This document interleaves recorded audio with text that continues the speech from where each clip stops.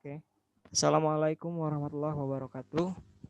Eh, di sini kita akan mempresentasikan sebuah penelitian dari Pariska Paujia Winarsih Herlina Fitri Hidajati tentang pemanfaatan sampah daun trembesi Samanea saman dan daun angsana Pterocarpus indicus sebagai bahan baku kompos.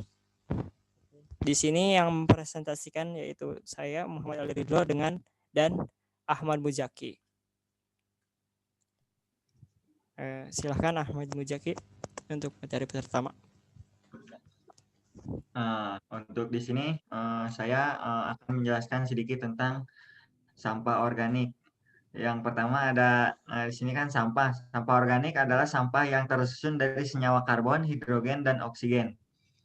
Sampah organik lebih mudah didegradasi oleh mikroba daripada sampah anorganik, sehingga sampah ini dapat dimanfaatkan lebih lanjut sebagai pupuk kompos. Jadi sampah ini lebih mudah terdegradasi oleh mikroba, jadi gampang busuk kayak gitu. Jadi pelapukannya itu lebih cepat dibanding dengan sampah anorganik, sehingga sampah ini dapat dimanfaatkan lebih lanjut dan mengandung beberapa senyawa yang baik bagi tanah seperti itu. Oke. Selanjutnya. Nah, kedua, sampah anorganik. Sampah anorganik yaitu sampah yang tidak mudah membusuk dan tidak tersusun oleh senyawa organik, seperti sampah plastik, kertas, botol, dan kaleng. Sampah anorganik sulit didegradasi oleh mikroba. Sampah ini dapat dikelola kembali dan dijadikan sampah komersil atau sampah yang laku dijual untuk dijadikan produk lain. Nah, sampah anorganik itu kebalikan dari sampah organik karena tidak tersusun oleh senyawa organik. Nah, dan sampah anorganik ini bisa dijadikan kembali menjadi suatu barang atau direcycle untuk dijual kembali. Nah, nilai plusnya itu. Oke, lanjut ke pendahuluan. Jaki. Nah, di sini selanjutnya ada kompos. Kompos merupakan hasil penguraian tidak lengkap dari campuran bahan-bahan organik yang dapat dipercepat oleh populasi berbagai macam mikroba dalam kondisi lingkungan yang hangat, lingkungan yang lembab, dan dalam kondisi aerobik atau kompos seperti multivitamin untuk tanah pertanian. Kompos akan meningkatkan kualitas hara tanah dan merangsang perakaran yang sehat. Kompos juga dapat memperbaiki struktur tanah yang rusak dan akan meningkatkan kemampuan tanah untuk mempertahankan kandungan air tanah. Kompos memberi dan menambah unsur hara dalam tanah. Dengan demikian, semakin baiknya kualitas tanah dan didukung dengan unsur hara yang mencukupi, pertumbuhan tanaman akan memberikan produksi yang optimal. Jadi di sini kompos itu memberikan hasil penguraian tidak lengkap dari campuran bahan-bahan organik yang dapat dipercepat oleh populasi berbagai macam mikroba, baik dalam kondisi lingkungan yang hangat, lingkungan yang lembab, dan kondisi aerobik atau kompos seperti multivitamin untuk tanah pertanian. Jadi fungsi kompos di sini adalah dan berbagai manfaatnya seperti memperbaiki struktur tanah yang rusak, meningkatkan kemampuan tanah untuk mempertahankan kandungan air tanah, juga menambah unsur hara di dalam tanah dengan semakin baiknya kualitas tanah. Jadi dengan didukungnya unsur hara yang mencukupi, pertumbuhan tanaman yang terdapat kompos di dalamnya akan memberikan produksi yang optimal. Selanjutnya. Oke, kita masuk ke alasan melakukan penelitian. Yang pertama, sampah organik di lingkungan kampus Universitas Negeri Surabaya, UNESA, terdiri dari atas sampah daun dan sisa makanan. Sampah daun di UNESA pada musim kemarau, volumenya meningkat. Hal ini dikarenakan banyak daun yang gugur dari pohonnya. Selain guguran pohon, sampah daun di UNESA juga dihasilkan dari rumput dan pemangkasan ranting-ranting pohon di kampus UNESA. Sedangkan sampah makanan berasal dari kegiatan kantin dan food court UNESA. Nah, hal ini, sampah-sampah ini karena begitu banyaknya daun yang gugur dan dari ranting-ranting yang dipotong yang menghalangi jalan, kemudian dipotong. Nah, itu menjadikan suatu masalah bagi Universitas UNESA. Kemudian pada tahun yang kedua, pada tahun 2015, UNESA mendirikan rumah kompos untuk menyelesaikan permasalahan sampah. Rata-rata daun yang masuk ke rumah kompos tiap bulannya yaitu sekitar 282,2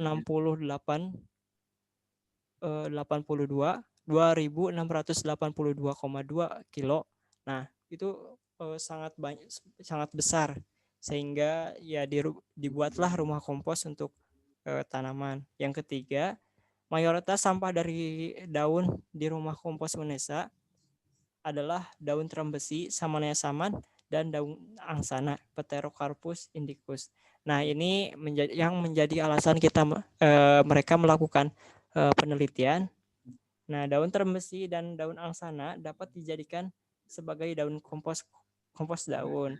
Kompos daun terembesi dan angsana dapat bermanfaat sebagai alternatif untuk mengurangi timbunan sampah organik di rumah kompos UNESA serta memberi nilai ekonomis. Oke, selanjutnya.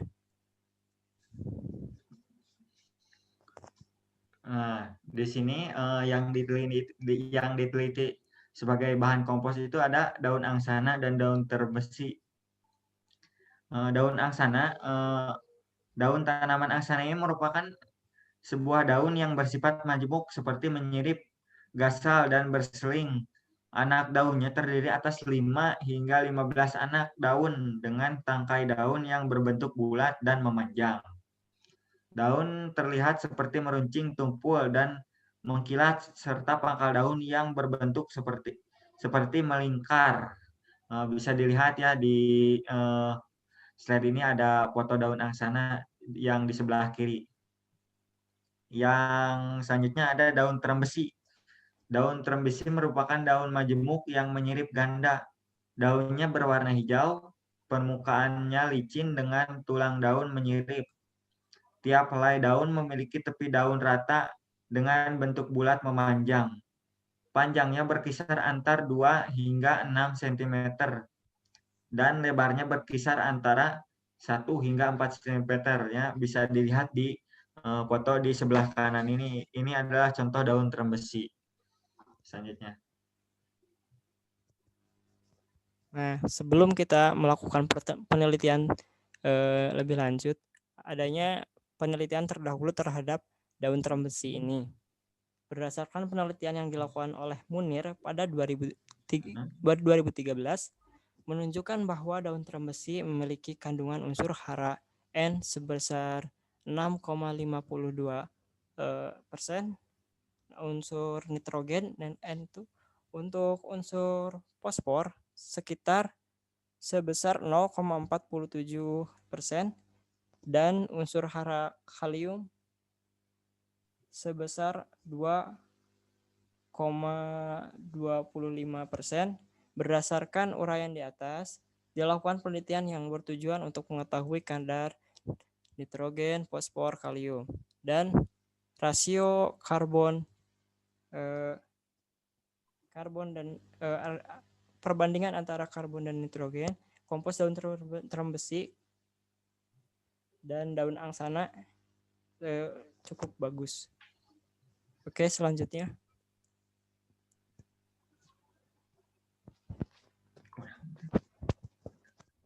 Di sini ada selanjutnya adalah penelitian terdahulu terhadap daun angsana. Berdasarkan penelitian yang telah dilakukan oleh Gaesani tahun 2014 menunjukkan bahwa hasil analisis kompos daun angsana atau Pterocarpus indicus memiliki nilai unsur hara nitrogen sebesar 3,36%. Nilai unsur hara fosfor atau P205 sebesar 1,18%. Nilai unsur hara K atau kalium sebesar atau K20 sebesar 3,19% dan nilai unsur hara rasio perbandingan karbon dan nitrogen sebesar 12,08%. Kompos daun angsana memiliki kadar unsur hara rasio perbandingan karbon dan nitrogen yang bagus untuk kompos karena kadar rasio perbandingan karbon dan nitrogen yang baik untuk dijadikan kompos yaitu antara sekitar 10 sampai 20. Selanjutnya. Mulai ke langkah-langkah penelitian. Nah, penelitian ini adalah observasional dari kualitas penggunaan sampah daun sebagai bahan pembuatan kompos. Materi yang diobservasi adalah proses perubahan warna, teksturnya, baunya, dan suhu, pH, dan kelembaban. Jadi yang ditelitinya adalah warnanya, tekstur, bau, suhu, pH, dan kelembaban. Oke, yang kedua, pengomposan sampah daun dan kadar unsur nitrogen, fosfor, kalium, dan rasio antara karbon dan nitrogen yang terkandung dalam kompos tersebut. Penelitian dilakukan di rumah kompos kampus UNESA Ketintang, Surabaya pada bulan Maret sampai April 2016. Alat yang digunakan dalam penelitian ini adalah pisau besar, sabit, mesin peragang daun, mesin pengayak, pH meter, soil tester, termometer, skrup, dan selang. Nah, di sini peragang daun untuk memotong-motong daun, terus mesin pengayak untuk menghaluskan daun, pH meter untuk menghitung pH-nya, untuk soilnya untuk menghitung soilnya, terus termometer untuk suhunya, dan lain-lain. Oke. Selanjutnya. Nah, dan ini juga memakai kompos sebagai starternya, yaitu komposnya itu kompos ternak atau kotoran kambing atau kotoran ayam. Oke, selanjutnya. Untuk langkah-langkah penelitian yang selanjutnya ada rajangan daun dicampur kompos dengan perbandingan 4:1. Jadi rajangan daun 4 dan kompos 1. Fungsi kompos adalah sebagai starter atau awalan. Jadi agar si rajangan daun itu bisa diolah oleh mikroba, bisa diolah oleh mikroba itu lebih cepat. Jadi si rajangan daun itu bisa busuk dengan baik. Campuran sampah daun dan kompos digundukan dan disiram. Gundukan sampah daun disiram setiap hari dan dibolak-balik maksimal seminggu sekali. Jadi setiap hari gundukan daun disiram, lalu dibolak-balik maksimal seminggu sekali. Yang selanjutnya ada setelah kurang lebih 40 hari kompos sampah daun matang. Jadi waktu kompos dari awal mencampur rajangan daun dengan kompos itu sampai jadi itu kurang lebih 40 hari. Kemudian diayak menggunakan mesin pengayak lalu diukur kelembaban, tekstur, suhu, pH, warna, bau, dan diuji kadar unsur hara, nitrogen, fosfor, kalium, dan rasio perbandingan karbon dan nitrogen. Jadi untuk selanjutnya yaitu setelah jadi kompos itu diayak menggunakan mesin pengayak lalu diukur kelembabannya. Jadi kalau kelembabannya pas sesuai standar, kompos bisa dikatakan baik. Terus tekstur bila sesuai standar bisa dikatakan baik, dan yang lainnya juga bila sudah memenuhi standar bisa dikatakan kompos yang baik. Yang selanjutnya ada data yang diperoleh yang bertujuan untuk mendeskripsikan secara faktual mengenai kualitas sampah daun sebagai bahan pembuatan kompos yang diukur berdasarkan faktor kelembaban, tekstur, suhu, pH, warna, bau, dan kadar unsur hara, nitrogen, fosfor, kalium, dan rasio perbandingan karbon dan nitrogen. Jadi data yang diperoleh itu bertujuan untuk mendeskripsikan secara faktual mengenai kualitas sampah daun dari daun angsana dan daun termesi untuk pembuatan kompos. Nah, jadi agar kita mengetahui seperti kelembaban, tekstur, suhu, pH, warna, bau, kadar unsur hara yang terkandung. Jadi agar kita dapat melihat kandungan yang terdapat pada daun terembesi dan daun angsana itu seberapa baik bila dijadikan sebagai pupuk kompos. Selanjutnya, Nah, hasil dari penelitiannya. Dari segi bau, kompos daun tidak berbau busuk, melainkan berbau seperti tanah. Berdasarkan standar kompos, daun memiliki kualitas yang bagus. Dari segi suhu juga, daun memiliki 22 derajat Celcius berdasarkan standarnya yaitu 23 sampai 28 Celcius itu mendekati dan cukup bagus. Terus berdasarkan standar. Jadi kompos daun memiliki kualitas yang bagus dari segi pH-nya 7 dan standarnya 6,80 sampai 7,49 dan dikatakan bagus dari pertengahannya. Terus untuk kelembapan itu sekitar 30%. Nah, yang standarnya adalah kurang dari 50% dan itu dikatakan bagus. Jadi hasil dari penelitian ini bahwa warna, tekstur, bau, suhu, pH, dan kelembapan itu bagus dan cocok untuk dijadikan kompos daun. Sehingga untuk kepada tanah pun, kepada tanaman, kepada sistem pengangkut airnya itu sangat bagus. Nah, bisa semuanya rata bagus. Oke, lanjut. Nah, di sini di ujung di sini ada hasil penelitian. Jadi hasil penelitian di sini dibagi ke dalam dua, yaitu hasil berbentuk fisik dan kandungan yang terkandung di dalam pupuk kompos tersebut. Yang pertama dari fisik. Lama pengomposan sampah daun angsana dan daun terembesi adalah 41 hari atau 6 minggu. Kompos daun terembesi dan daun angsana pada minggu ke-6, warna kompos yaitu hitam kecoklatan. Berdasarkan parameternya yaitu kehitaman. Jadi kompos dari daun terembesi dan daun angsana itu bisa dikatakan baik karena hitam kecoklatan atau